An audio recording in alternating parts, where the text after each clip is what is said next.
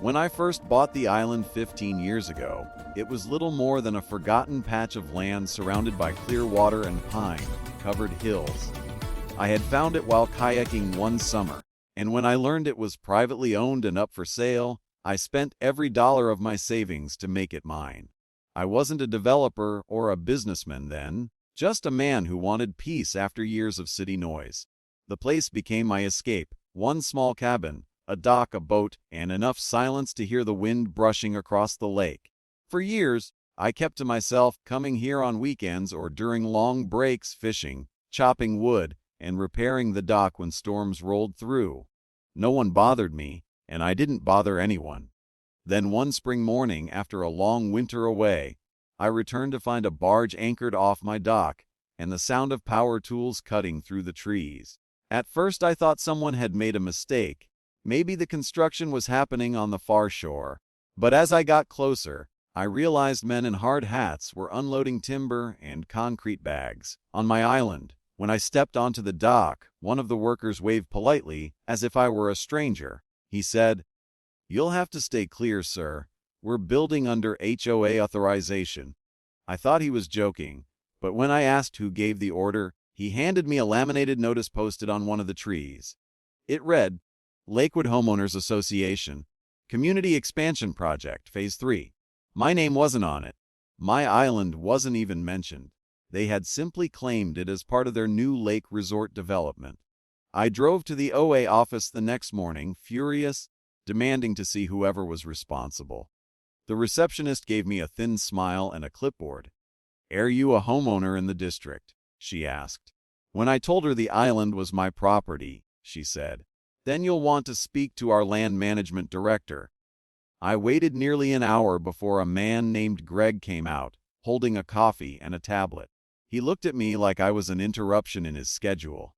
I showed him my deed, dated and signed, proving the island was private and not part of their HOA jurisdiction. He skimmed it, then shrugged. "Well, our development partner received approval from the county to expand shoreline access," he said. "If there's a mistake, I'll have legal take a look." Weeks passed. The mistake turned into full-scale construction. Cabins appeared one after another, paths cut through the trees, generators humming day and night. The county office gave me the runaround. Missing files, unsigned permits, and conveniently lost applications. It became clear the HOA had bribed someone to make the paperwork disappear. My quiet refuge was being turned into a rental resort. I hired a lawyer, but he warned me the fight would be long and expensive. I couldn't afford to battle an HOA with deep pockets. So I decided to watch and wait. I documented everything, every shipment, every worker, every violation of property lines. By the end of summer, 35 cabins stood on my island, each with shiny new windows, air conditioning units, and little signs reading, "Property managed by Lakewood HOA." They even built a large sign by the dock, "Welcome to the Thompson Family Resort." I felt sick. They were renting out cabins on my land and pretending I didn't exist. But as angry as I was, I realized something during one of my late night visits across the water. They never officially transferred ownership. They had built everything assuming I wouldn't fight back, assuming I'd just disappear. Every nail, every board, every cabin technically sat on property that still legally belonged to me. That was my opening. I began quietly gathering leverage. I had drones record the construction and drone footage of the environmental damage they'd caused. Dumping materials into the lake, cutting protected trees, violating shoreline regulations. I filed an environmental complaint anonymously, forcing the county to freeze new construction. The HOA panicked. Their lawyers sent out letters to stakeholders. But the real blow came when I sent a formal notice of ownership to every rental website where they were advertising the cabins. "These properties are located on private land owned by a third party," the message read. Within days, listings vanished. Bookings were canceled. Then came the real fun. I hired a small firm that specialized in property reclamation and lease arbitration. With my deed and satellite maps, they filed a claim demanding rental compensation for unauthorized use of private land. The HOA tried to dismiss it, calling it frivolous, but the county couldn't ignore the paperwork this time. They scheduled a hearing.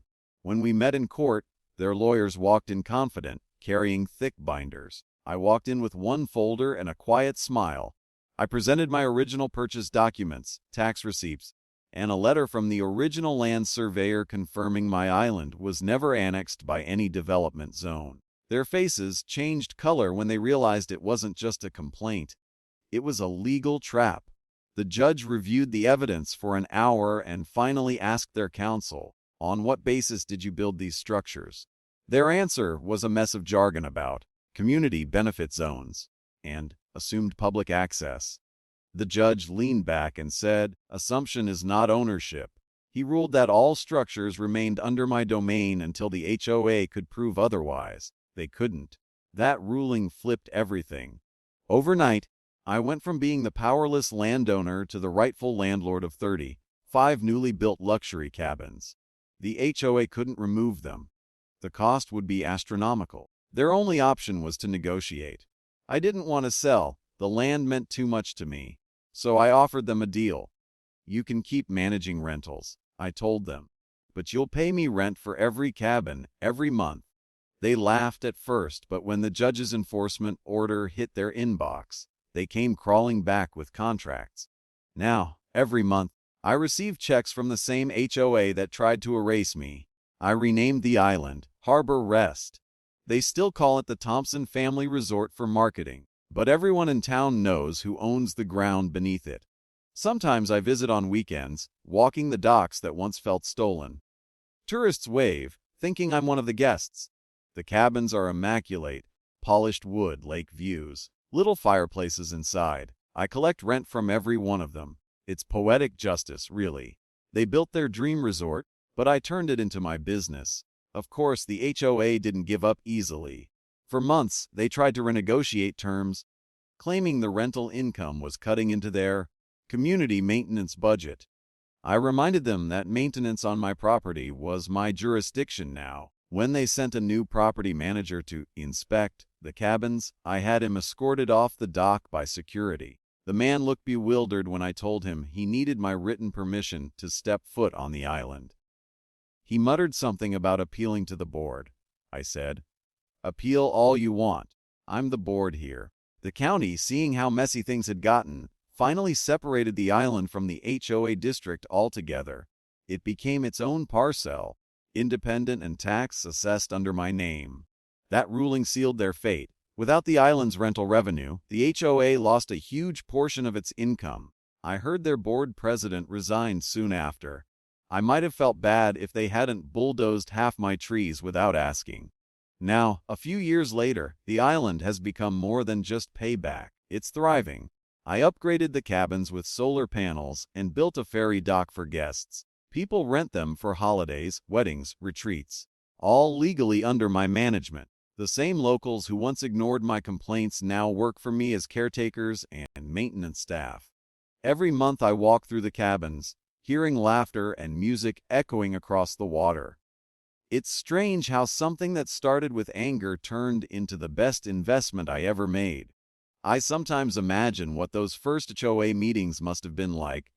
A group of overconfident board members planning their expansion, thinking they could push around one quiet landowner.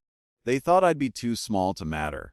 They didn't realize I had something stronger than lawyers or committees' patience. The irony never stops amusing me. When I first discovered the construction, I wanted to burn everything down to reclaim the silence that had been stolen. Now, I realize the island never lost its peace. It just changed shape. The cabins blend into the trees, their lights shimmering on the lake at night like fireflies. The guests respect the space. They kayak quietly, fish in the mornings, sit by campfires after dark. Sometimes they ask about the story behind the resort's name, and I just smile and say, it's a long story about ownership. They never guess it began as a fight with an HOA. A few of the old board members still live on the mainland. I see them sometimes when I drive through town. They avert their eyes.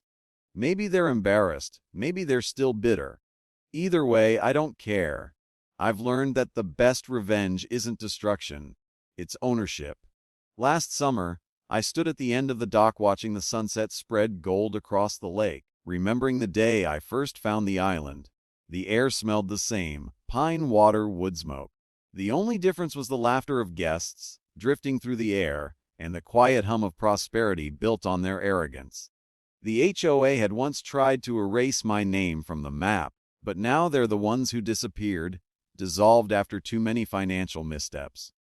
The county reassigned their remaining properties to a new association. My lawyer joked that I should start my own HOA just to charge them back for historic interference. I told him no, I'm done with HOAs. I prefer independence. Sometimes new investors reach out, asking to buy the island. They offer ridiculous sums, thinking I'd be tempted. I always say the same thing. You can't buy back peace.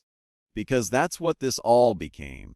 Not just a business, not just a victory, but a reminder that peace can be reclaimed even from chaos. When I walk past cabin 12, I always stop. That was where the first worker set his hammer down, where I first shouted across the dock demanding to know what was happening. Now it's rented year-round, always full. The guests there have no idea how close this paradise came to being stolen for good. I let them enjoy it. I let the laughter fill the air. After all, every smile that echoes across the lake is another reminder that I won. At night, when the lights from the cabins reflect off the water, the island glows like a small city. I sometimes sit by the fire and look at the reflection, thinking about how it all started, with one man, one island, and an HOA that underestimated both. They built their fortune on my land, but I turned their theft into income. Justice doesn't always come from courts or laws. Sometimes it comes from quiet persistence, from waiting until the wind shifts and your patience pays off. I didn't just take back my island. I turned it into something greater than I ever imagined. Now, every time I see a new rental confirmation come through my inbox, I smile. The HOA put 35 cabins on my private island, and now I collect rent from every single one of them.